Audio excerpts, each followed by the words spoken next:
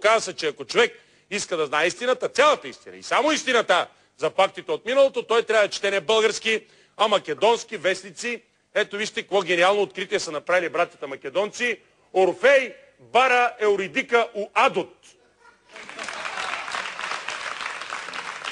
Да ти преведа, Венелине, Орфей докосва Евридика в Ада. Най-вероятно това значи.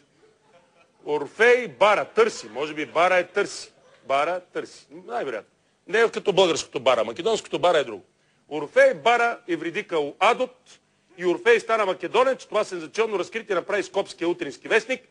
Митичният певец получи гражданство на бившата Югославска република Македония, заедно с още няколко известни македонци. Сред тях са Александър Велики, Кирил и Методий, българските възрожденци Димитър и Константин Миладинов и Никола Вапцаров. Очаква се и хитър Петър да получи македонски паспорт.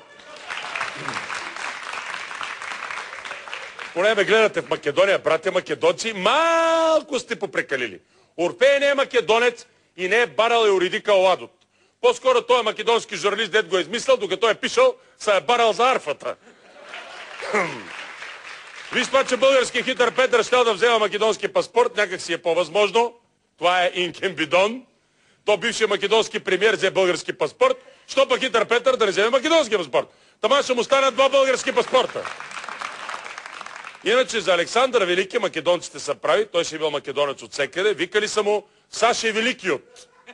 Саше Великиот е бил виден македонски владетел от ВМРО, който е разширил Македония чак до Индия.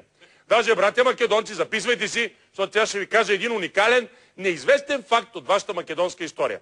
Когато отишъл в Индия, Саше Великиот не е бил сам. Той е водил със себе си и светите братя на македонската азбука Кирил и Методий, които научили индийските слонове да говорят на македонски език. Сега, някои в Македония се кажат, то няма говорещи индийски слонове. Той македонски език няма. Като се появи слоновете, веднага ще го научат.